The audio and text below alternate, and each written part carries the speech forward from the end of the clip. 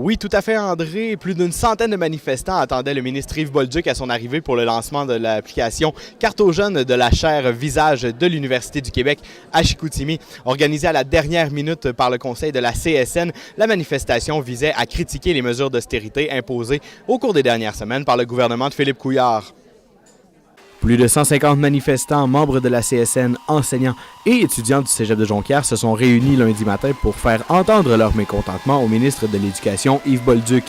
On veut s'exprimer, puis on a le droit. Je pense qu'on le fait dans le respect et qu'on le fait bien. Donc j'espère que M. Bolduc va entendre notre message. Le ministre aura finalement accepté de rencontrer les représentants syndicaux derrière les portes closes, mais le président de la CSN, Ange-Albert Cotenoir, ne semblait pas nécessairement satisfait de cette rencontre.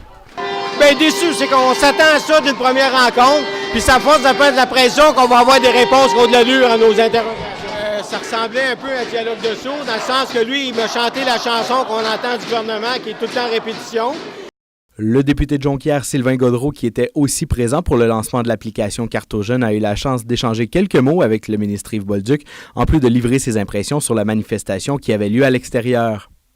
Bien, ils font bien de le faire parce que les actions présentes du gouvernement libéral sont complètement destructrices pour le Québec.